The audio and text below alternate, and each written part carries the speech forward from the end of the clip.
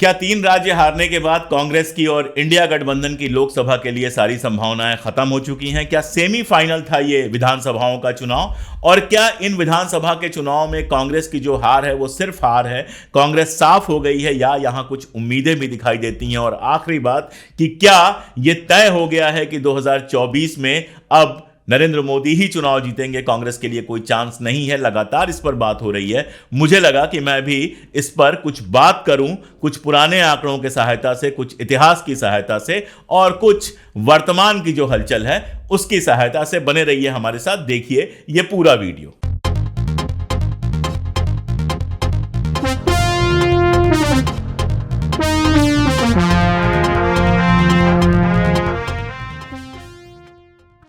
नमस्कार।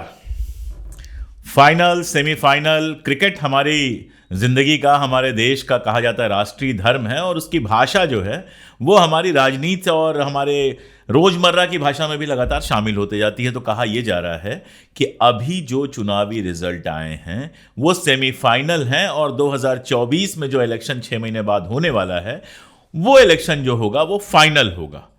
तो जिसने सेमीफाइनल जीता वो फाइनल भी जीतेगा। ये एक माहौल पूरे देश में बनाने की कोशिश हो रही है, लगातार इस पर बात हो रही है। मजेदार बात यह है कि जितनी चर्चाएं हो रही हैं राजस्थान पे हो रही हैं, मध्य प्रदेश पे हो रही हैं और छत्तीसगढ़ पे हो रही हैं, तेलंगाना पर कोई चर्चा कर ही नहीं रहा है। खैर, क्या वाकई सेमीफाइनल और फाइनल ऐसे ही होते हैं? मैं आपको कुछ आंकड़ों में ले चलता हूं, फिर आगे बात करेंगे। 2004 याद कीजिए। 2004 में इन तीनों राज्यों में कांग्रेस बुरी तरह से हारी थी।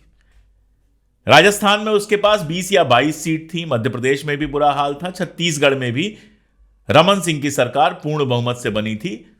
कांग्रेस ऐसा लग रहा था जैसे खत्म हो गई हो।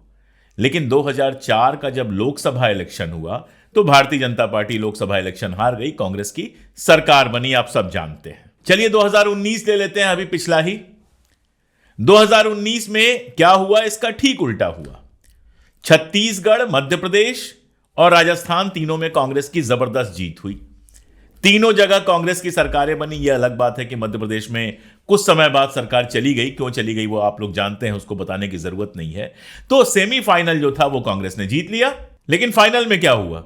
फाइनल में इन तीनों जगहों से कांग्रेस लगभग साफ हो गई। ये आंकड़े हैं 2 बार के। एक बार जब कांग्रेस ने तीनों जीता और लोकसभा हार गई, और एक बार का तब जब भारतीय जनता पार्टी ने सारे चुनाव ये जीते और लोकसभा हार गई। दरअसल सीटें हमारे पास हैं और हम सब जानते हैं, वो मैं आपको बताने नहीं जा रहा कहां किसको कितनी सीट मिली। लेकिन वोटों का आंकड़ा भी है। जिन लोगों को लगता है कांग्रेस साफ हो गई है, उनको यह देखना चाहिए कि तकरीबन 40% से ऊपर वोट हर जगह, इन तीनों जगहों को अगर शामिल करें तो 40% से ऊपर वोट कांग्रेस को हर जगह मिला है। और अगर 4 प्रदेशों को शामिल कर दें, तेलंगाना को भी शामिल कर दें, तो स्थिति यह है कि कुल वोट जो कांग्रेस को मिला है वो भारतीय जनता पार्टी के कुल वोट से ज्यादा है। इसके अलावा कुछ खेल और हुए हैं। कल जब मैं इलेक्शन के एनालिसिस कर रहा था तो मैंने आपसे कहा था कि क्षेत्रीय जो छत्रप थे उन्होंने चलने नहीं दी। सर्वे एजेंसी के भरोसे, कोंगोलू रेड्डी के भरोसे जो चुनाव हुए तेलंगाना में और कर्नाटक में, वहां कांग्रेस को जबरदस्त जीत मिली। लेकिन आप जानते हैं कि मध्य प्रदेश में या राजस्थान में इन लोगों को काम करने नहीं दिया गया, छत्तीसगढ़ में इन लोगों को काम करने नहीं दिया गया। यानी अपने मन पसंदीदा उम्मीदवार रखे गए। कमलनाथ जी जैसे चाहा वैसे उन्होंने रखा मध्य प्रदेश में। राजस्थान में पायलट जी और अशोक गहलोत जी के बीच में सीटें बटी और भूपेश बघेल ने जो चाहा वो किया छत्तीसगढ़ में। इन चुनावों में हारने के बाद तमाम नुकसानों में से एक फायदा कांग्रेस को यह हुआ है कि इन इलाकों में अब आला कमान की ज्यादा सुनी जाएगी। आला कमान यहां पर भी अपनी सर्वे एजेंसीज को और बाकी सारी चीजों को हरकत में ला सकता है, अपने हिसाब से टिकटें बांट सकता है। नंबर 1। नंबर 2 कि चांद सूरज का वादा कर दिया है। मध्य प्रदेश में भी, राजस्थान में भी, छत्तीसगढ़ में भी चांद सूरज का वादा कर दिया गया है। लाडली बहना और ये और वो। अभी तो यही नहीं पता है कि मुख्यमंत्री कौन बनेगा। हालांकि मेरा मानना है कि कम से कम मध्य प्रदेश में मुख्यमंत्री का बदलाव नहीं करना चाहिए। ये जीत जो है शिवराज सिंह चौहान की जीत ज्यादा है। लेकिन जो भी मुख्यमंत्री बने, वादे तो कर दिए हैं, प्रधानमंत्री जाके हर जगह कह आए हैं मोदी की गारंटी। तो अब वो मोदी की गारंटियां कितनी पूरी होंगी, कितनी नहीं पूरी होंगी अगले 6 महीने में, इस पर भी बहुत कुछ निर्भर करेगा कि किस तरह का रिजल्ट लोकसभा में आएगा। इसके अलावा मैंने कल भी कहा था कि इंडिया गठबंधन जो है वो केंद्र के स्तर पे लागू हुआ था, राज्य के स्तर पे लागू नहीं हुआ था। कमलनाथ जी ने जो अखिलेश जी के लिए कहा और बाकी सारी चीजें आप अच्छी तरह से जानते हैं। कहीं भी ये लोग मिलकर चुनाव नहीं लड़े, उसके अपने नुकसान हुए। मध्य प्रदेश में कम से कम 4 सीटें ऐसी हैं जहां पर सपा ने कांग्रेस को नुकसान पहुंचाया है। कुछ सीटें ऐसी निश्चित रूप से होंगी जहां बसपा ने नुकसान पहुंचाया होगा। राजस्थान में भी यह स्थिति हुई होगी और छत्तीसगढ़ में भी थोड़ी बहुत यह स्थिति हुई होगी। अब जब सेंट्रल में इलेक्शन होगा तो इंडिया अलायंस सामने होगा। ये सारी पार्टियां मिलकर चुनाव लड़ेंगी और अगर ये सारी पार्टियां मिलकर चुनाव लड़ती हैं तो इस तरह के जो नुकसान थे उनको निगेट किया जा सकता है। जीत से आत्मविश्वास भी आता है, सीखते भी हैं, लेकिन हार से आप सिर्फ सीख सकते हैं। आज लग रहा होगा कि भारतीय जनता पार्टी बहुत उत्साह में है और बिल्कुल उसको उत्साह में होना चाहिए। जिसने 3 स्टेट जीते हैं, जिसमें से एक उसके पास पहले से था और 2 में उसने सरकार पलटी है, तो उसे खुश होना ही चाहिए। खुश होने का उसका अधिकार है, उत्साह में आने का उसका अधिकार है। लेकिन जो पार्टी चुनाव हारी है, कांग्रेस, उसने एक चीज तो यह साबित की है कि नॉर्थ इंडिया में अभी भी उसके पास एक शानदार वोट बेस है। वोटर्स का एक बड़ा आधार है। 40% से ज्यादा वोट इन तीनों स्टेट्स में उसको मिले हैं, मैंने आपको बताया। दूसरी चीज ये कि अब उसके पास सोचने का, समझने का, पुनर्विचार करने का अवसर है। नए नेताओं को अवसर देने का मामला है, नए तरीके से चुनाव लड़ने का मामला है, इंडिया गठबंधन बनाने का मामला है। यह सारा कुछ उसके पास है और भारतीय जनता पार्टी के लिए भी सब सुंदर सुंदर नहीं है। बहुत सारे सांसदों को टिकट दिया गया, उनमें से काफी हार गए। मध्य प्रदेश के अंदर 12 मंत्री चुनाव हारे हैं। नरोत्तम मिश्रा जैसे मंत्री जो सरकार का चेहरा जैसे दिखते थे, हर जगह दिखाई देते थे, बड़े बड़े बयान देते थे, खासतौर पे सिनेमा और सिनेमा में हीरोइंस किस तरह का कपड़ा पहने इस पर उनका विशेष ध्यान होता था, लगातार बयान आते थे, वो दतिया से चुनाव हार गए। फग्गन सिंह कुलस्ते सांसद हैं, वो भी चुनाव हार गए। ऐसे कई सारे बड़े बड़े नाम मध्य प्रदेश में, छत्तीसगढ़ में और राजस्थान में चुनाव हार चुके हैं। तो सब कुछ उनके लिए पॉजिटिव नहीं है। उनको सोचना होगा, अब देखना होगा कि ये लोग जो विधानसभा का चुनाव हार गए, उनको लोकसभा में फिर से टिकट मिलेगा या उनकी जगह पे कोई नया बंदा आएगा।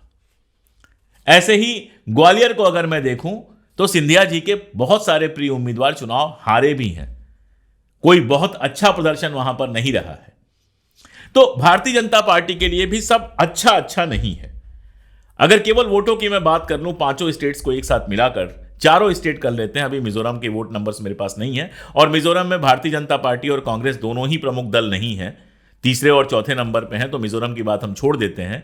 लेकिन बाकी ये जो 3 स्टेट या 4 स्टेट जो हैं, छत्तीसगढ़, मध्य प्रदेश, राजस्थान और तेलंगाना, जहां इनकी सीधी टक्कर थी, वहां अगर वोट का मामला हम देखें तो 4 करोड़ 90 लाख वोट मिलते हैं कांग्रेस को, 4 करोड़ 81 लाख वोट मिलते हैं भारतीय जनता पार्टी को, यानी कुल अंतर सिर्फ 9 लाख वोटों का है। तो यह इतना बड़ा अंतर नहीं है जिसको पाटा ना जा सके। तेलंगाना में निश्चित रूप से बीआरएस को एक बड़ा वोट चंक मिला, वहां पर भारतीय जनता पार्टी तीसरे नंबर की पार्टी बन के आई है। लेकिन लोकसभा तो तेलंगाना में भी होगा, साउथ में भी होगा। आप देखिए, साउथ में अगर हम जाएं, केवल देखें, केवल दक्षिण भारत को देखें, तो दक्षिण भारत में भारतीय जनता पार्टी पूरी तरह से साफ हो चुकी है। केवल आंध्र प्रदेश में जगन रेड्डी हैं जो हो सकता है इनको समर्थन दे दें, वो भी अभी तय नहीं है। लेकिन बाकी राज्यों में कोई ऐसी बड़ी पार्टी इनके पास नहीं बची है जो इनको समर्थन देगी। पश्चिम में देख लें तो पंजाब इनके पास नहीं है। अगर हम ईस्ट में देखते हैं तो आसाम को छोड़ के कोई बड़ा स्टेट इनके पास नहीं है। हां, यह जरूर है कि उड़ीसा के जो मुख्यमंत्री हैं वो लगातार एनडीए को बाहर से समर्थन देते रहे हैं। एनडीए का हिस्सा तो नहीं है लेकिन एनडीए को समर्थन देते रहे हैं। प्लस जोड़िए, पंजाब में अकाली दल साथ छोड़कर जा चुका है। बिहार में आज की डेट में कोई भी पार्टी उनके साथ नहीं है। महाराष्ट्र में अगर आप देखेंगे तो शिवसेना का एक हिस्सा टूट के गया है, एनसी का एक हिस्सा टूट के गया है, लेकिन कोई बड़ा मजबूत, ऐसी कोई बड़ी मजबूत शिवसेना जैसी पार्टी नहीं है, पुरानी शिवसेना जैसी, जिसका पूरा महाराष्ट्र में ऐसा प्रभाव हो कि कोई बड़ी सफलता दिला सके। गुजरात तो खैर भाजपा का गढ़ है, उस पर बात करने का कोई मतलब नहीं है। वहां से निश्चित रूप से पहले भी अच्छा प्रदर्शन किया है, आगे भी अच्छा प्रदर्शन करेंगे। राजस्थान में अब उनकी सरकार है, लेकिन बाकी जो स्टेट्स हैं उनकी मैं बात कर रहा हूं। और अगर इंडिया गठबंधन मिलकर लड़ता है तो आप नॉर्थ में 2 स्टेट सबसे पहले ले लीजिए, यूपी और बिहार। यूपी और बिहार में अगर गठबंधन बनता है तो पिछली बार का प्रदर्शन दोहराना भारतीय जनता पार्टी के लिए मुश्किल हो जाएगा। मध्य प्रदेश में पिछली बार भी लगभग सारी सीटें जीती गई थी, केवल एक सीट कमलनाथ के बेटे ने जो जीती थी छिंदवाड़ा की, इसके अलावा मध्य प्रदेश में भाजपा ने पूरी सीटें जीत ली थी, तो अधिक से अधिक वो उसको दोहरा सकती हैं, बेहतर तो नहीं कर सकती हैं। मुझे पूरी उम्मीद है कि मध्य प्रदेश में इस बार वैसे रिजल्ट नहीं आएंगे, कुछ और सीटें कम होंगी। यही स्थिति राजस्थान में भी है, यही स्थिति छत्तीसगढ़ में है। बाकी अगर आप एक एक स्टेट को लेकर अगर एनालाइज करते जाइए, हालांकि चुनाव गणित से सिर्फ नहीं होते हैं, क्या होगा लोकसभा चुनाव के पहले, क्या स्थितियां बनेंगी, क्या मुद्दे बनेंगे, ये सारी चीजें होंगी। मोदी का फेस होगा, सांप्रदायिकता की भी बात होगी, विकास की भी बात होगी, ये सारी चीजें होंगी। लेकिन अगर गणित में उलझें जिसके हिसाब से सेमीफाइनल और फाइनल की बात की जा रही है, तो बहुत स्पष्ट है कि गणित उतना फेवर में भी नहीं है जितना फेवर में बताया जा रहा है। साउथ से तकरीबन 150 सीटें आती हैं, वहां भारतीय जनता पार्टी का कोई खास आधार नहीं दिख रहा है। हद से हद कर्नाटका में कुछ सीटें आ सकती हैं, बाकी जगहों पर केरला हो गया आपका, या फिर तेलंगाना हो गया, तमिलनाडु हो गया, इन सारी जगहों से कोई अच्छी सीट्स आने की या सीट्स आने की भी फिलहाल तो कोई उम्मीद नजर नहीं आ रही है। उड़ीसा में क्या होना है देखते हैं।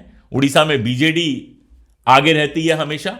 अब उड़ीसा में राजनीति किस तरह से बदलती है हमने देखा है। बीजेडी के कुछ लोग कांग्रेस में बड़े लोग आए हैं, कैसे वहां की राजनीति पलट रही है, क्योंकि अब जो वहां के मुख्यमंत्री हैं काफी बूढ़े हो गए हैं, वहां भी नेतृत्व परिवर्तन की बात चल रही है। बड़े लंबे समय से सत्ता है, वहां की भी बहुत सारी अलग पॉलिटिक्स से दिक्कतें हैं, तो उसका फायदा भारतीय जनता पार्टी को मिलता है कि कांग्रेस को मिलता है, ये देखने वाली बात होगी। बंगाल में पिछली बार भारतीय जनता पार्टी ने बहुत अच्छा किया था, लेकिन अगर इस बार इंडिया अलायंस अच्छे से बनता है तो बंगाल में वो प्रदर्शन दोहराना उनके लिए संभव नहीं होगा। आसाम अकेला बचा हुआ है।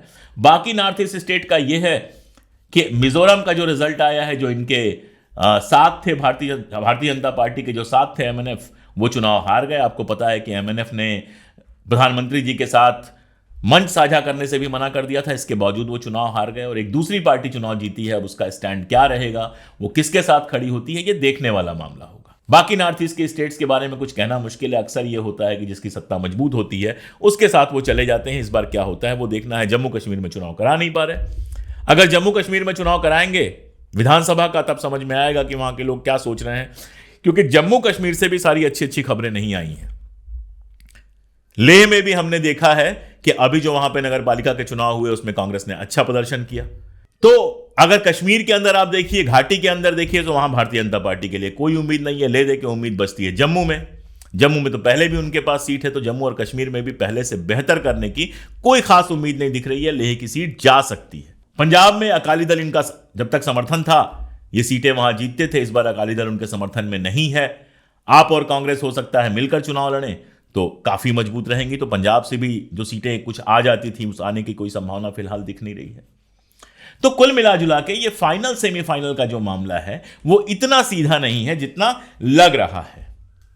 हां, कुछ चीजें जरूर हैं जिन पर मैं बात करना चाहूंगा। जैसे मध्य प्रदेश चुनाव तो जीत गए मामा जी, हो सकता है मुख्यमंत्री वो बने या कोई और बने, लेकिन पटवारियों की जो समस्या थी, जो पटवारी परीक्षा हुई थी, उसमें धांधली पकड़ी गई, उसके बाद रिजल्ट रोक दिया गया। मैंने भी एक वीडियो किया था इस पर।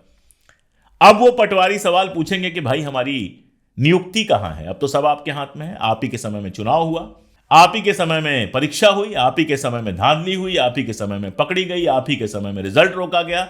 अब फिर आप ही का समय है, आपको तय करना है कि वो रिजल्ट लाएंगे कि नहीं लाएंगे। लाडली बहना योजना बड़े जोर शोर से चली। जो उसकी आर्थिक स्थिति है, मध्य प्रदेश लगातार नए कर्जे ले रहा है, उसमें उस योजना को कितना चला पाएंगे। 450 के सिलेंडर की बात हुई, यूपी में भी बात हुई थी। होली दिवाली में फ्री सिलेंडर या इतने का सिलेंडर मिलने की बात आज तक मिला नहीं। यहां दे पाएंगे कि नहीं दे पाएंगे देखने वाली बात होगी। और जनता इन सब चीजों को किस तरह लेती है, क्योंकि कम से कम मैं नहीं मानता कि ये वोट केवल सांप्रदायिक तरीके से पड़े हैं। अगर इतना सांप्रदायिक ध्रुवीकरण होता तो भारतीय जनता पार्टी का वोट 70-75% अगर ना भी होता तो 50% के आसपास तो टच करता ही। लेकिन मध्य प्रदेश के अलावा कहीं भी वो 40 से बहुत ऊपर जाता आपको नहीं दिख रहा है। 41-42% ही है। और राजस्थान का तो आप देखिए ना, राजस्थान में जब सरकारें बदलती रही हैं, पहले भी हर 5 साल पे, और जब सरकार बदलती थी तो दूसरी पार्टी 20-25 पे चली जाती थी। मुझे याद है वहां के इलेक्शंस में कांग्रेस को 25-26 सीटें मिलती थी जब सरकार नहीं बनती थी। इस बार 67 सीट्स मिली हैं। और राजस्थान के अंदर बड़े बड़े लोग हारे हैं, राजेंद्र राठौड़ जैसे लोग हारे हैं, कांग्रेस के मंत्री हारे हैं बहुत सारे। तो भारतीय जनता पार्टी से भी पूनिया जी और राजेंद्र राठौड़ जैसे लोग हारे हैं, जो कभी चुनाव नहीं हारने वाले माने जाते हैं। यही मध्य प्रदेश में स्थिति है कि अगर कांग्रेस से केपी सिंह जैसे लोग हारे हैं तो भारतीय जनता पार्टी से नरोत्तम मिश्र और ऐसे लोग भी हारे हैं जिनके बारे में लगता था कि ये तो चुनाव हार ही नहीं सकते हैं। तो अगर सांप्रदायिक ध्रुवीकरण सिर्फ होता तो ऐसे रिजल्ट दिखाई नहीं देते, रिजल्ट और ज्यादा स्क्यूड दिखाई देते बीजेपी के पक्ष में। तो ये केवल सांप्रदायिक ध्रुवीकरण का मामला नहीं है। एक तो कांग्रेस के मैनेजमेंट की निश्चित रूप से दिक्कत हुई है, टिकट वितरण की दिक्कत हुई है, वरना इतने अच्छे वोट्स पाने के बाद इतनी कम सीट्स नहीं आती। अब लोकसभा में इसको सुधारा जाता है कि दोहराया जाता है, यह देखने वाली बात होगी। तो अगर इस लेवल का सांप्रदायिक ध्रुवीकरण अभी नहीं है और मान लीजिए कि लोकसभा में भी इस स्तर का सांप्रदायिक ध्रुवीकरण नहीं हुआ तो ये नतीजे ही वहां दोहराए जाएंगे, ऐसा कहना बहुत सही नहीं होगा। दूसरा मामला है जिस पर लगातार बात हो रही है, जातिगत जनगणना का। कांग्रेस और विपक्ष जातिगत जनगणना के समर्थन में है। भाजपा लगभग यह कह चुकी है कि जातिगत जनगणना के समर्थन में वो नहीं है। प्रधानमंत्री जी बता चुके हैं कि 4 ही जाति होती है, गरीब होता है, महिलाएं होती हैं, ये सारा कुछ वो बता चुके हैं। यानी परोक्ष रूप से, अप्रत्यक्ष रूप से वो ये कहना चाह रहे हैं कि जातिगत जनगणना की कोई जरूरत नहीं है। मुझे यह कहने में कोई संकोच नहीं है कि इस विधानसभा चुनाव में कम से कम हमें ऐसा लगा कि जातिगत जनगणना कोई बड़ा मुद्दा नहीं बन पाई। लेकिन जब इंडिया गठबंधन बनेगा, जब अखिलेश यादव जी से लेके लालू यादव जी, तेजस्वी यादव जी और भी जो पिछड़ों के बड़े नेता हैं, नीतीश कुमार जी, ये सारे लोग जब पूरे देश में घूम घूम कर जातिगत आरक्षण पर बात करेंगे तो स्थितियां क्या बनेंगी, ये देखने वाली बात होगी। ओबीसी का कितना बड़ा हिस्सा भारतीय जनता पार्टी के साथ जाएगा और कितना हिस्सा वहां से टूटकर इंडिया के पक्ष में आएगा, यह देखने वाली बात होगी। ईमानदारी से कहूं तो अभी मेरे लिए कुछ कहना यह संभव नहीं है कि इसका कितना असर होगा या कितना असर नहीं होगा, लेकिन यह एक बड़ा मुद्दा है जो कम से कम उत्तर भारत में और यूपी, बिहार जैसे राज्यों में अपनी भूमिका निभा सकता है। हालांकि मजेदार है, कांग्रेस ओल्ड पेंशन स्कीम की बात कर रही थी, कांग्रेस बात कर रही थी चिरंजीवी योजना की, 25 लाख इलाज का मामला था, उसको 50 लाख बढ़ा के कर दिया गया, और भी तमाम सारी सुविधाओं की बात कर रही थी, लेकिन लोगों ने वो नहीं चुना। लोगों ने चुना भारतीय जनता पार्टी को। भारतीय जनता पार्टी भी ऐसी बहुत सारी योजनाओं की बात कर रही थी, ऐसा नहीं कि मुफ्त की योजनाओं की बात सिर्फ कांग्रेस कर रही थी। भारतीय जनता पार्टी भी लाडली बहना योजना की बात यहां पे कर रही थी, राजस्थान में 450 रुपए के सिलेंडर देने की बात कर रही थी, छत्तीसगढ़ में भी ऐसी ही बात कर रही थी। तो ये नहीं कहा जा सकता कि केवल और केवल धर्म के आधार पर वोट मिले हैं। हो सकता है कि लोगों को ये लगा हो, 40% 42% लोगों को ये लगा हो, उसमें से एक हिस्सा तो निश्चित रूप से ऐसा होगा जो सिर्फ धर्म के नाम पर वोट देता है, जो सिर्फ इस बात पर वोट देता है कि वो एक खास संप्रदाय से नफरत करता है। लेकिन एक हिस्सा हो सकता है ऐसा भी हो जिसको लगता हो कि उसकी योजनाएं, भारतीय जनता पार्टी की योजनाएं कांग्रेस की योजनाओं से बेहतर है। अब अगर ये योजनाएं अगले 6 महीने में ठीक से लागू नहीं होती हैं तो इनका क्या असर होगा, ये देखने वाला मामला होगा।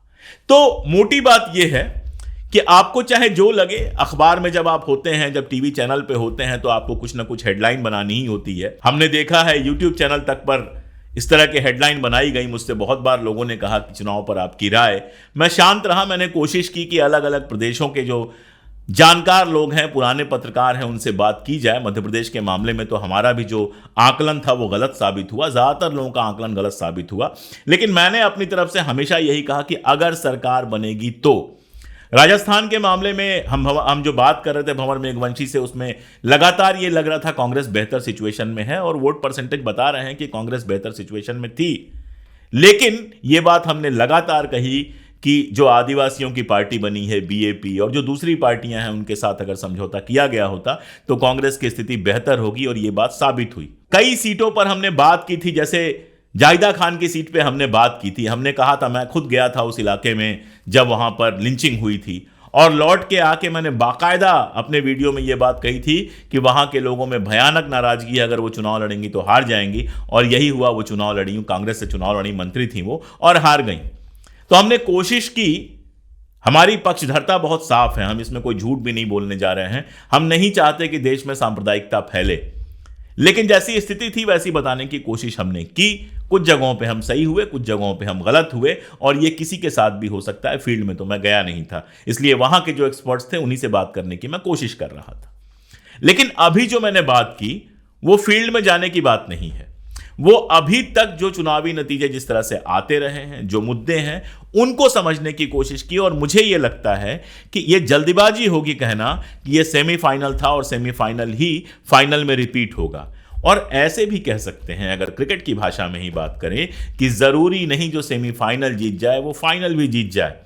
अभी हमने पिछला वर्ल्ड कप देखा, भारतीय टीम इतना शानदार प्रदर्शन करती रही, सेमीफाइनल तक कोई मैच नहीं हारा, सबको हराती रही और फाइनल में हार गई। तो सेमीफाइनल की जीत का मतलब एक तो फाइनल की जीत नहीं होता, और दूसरा चुनाव में इस तरह का सेमीफाइनल फाइनल होता नहीं है। राज्यों के अपने अलग मुद्दे होते हैं, केंद्र के अपने अलग मुद्दे होते हैं। 6 महीने बाद या 3 महीने बाद मैं कहूंगा ये देखा जाएगा, पहली बात इंडिया गठबंधन ठीक से बनता है या नहीं बनता है। दूसरी बात, अगर इंडिया गठबंधन बनता है तो सीटों का वितरण किस तरह से होता है। तीसरी बात कि इंडिया गठबंधन किन मुद्दों को प्रभावी समझ के जनता के बीच में ले जाता है। और चौथी बात कि इंडिया गठबंधन अपना चुनावी प्रबंधन किस तरह से करता है। इन चीजों को देखने के बाद, और यही सब चीजें भाजपा के साथ भी देखने के बाद, कि भारतीय जनता पार्टी कौन से नए गठबंधन बनाती है, किस तरह से कैंडिडेट चुनती है, राम मंदिर के अलावा और क्या क्या मुद्दे चुनती है, इन सब के बाद 3-4 महीने बाद ही अंदाज लगा पाना यह संभव होगा कि 2024 के इलेक्शन में क्या होने वाला है। जाहिर है मीडिया, जो हमारी मेन स्ट्रीम मीडिया है, वो हमेशा एक पक्ष में बोलती है। तो ये जो जीत हुई है इसके बाद वो काफी शोर में है, काफी उत्साह में है, और ये कह रही है 2024 में मोदी जी की जीत बिल्कुल पक्की है। लेकिन अंग्रेजी में कहते हैं कि there is a lot of slip between cup and lip. इस समय कमलनाथ जी को यह समझ में आ रहा होगा कि कप और लिप के बीच में कैसे स्लिप हो जाती है, कैसे चाय होठों तक नहीं पहुंच पाती है। यह स्लिप कांग्रेस से भी हो सकती है और यह स्लिप भारतीय जनता पार्टी से भी हो सकती है। देखना होगा कि क्या होता है अगले 3-4 महीनों में। फिलहाल मैं इतना कह सकता हूं कि सेमीफाइनल और फाइनल का जो ये रिश्ता है, ये इतना सीधा नहीं है जितना सीधा हमारे चैनल के मित्र बताने की कोशिश कर रहे हैं। आज के लिए इतना ही, आगे और बातें होती रहेंगी।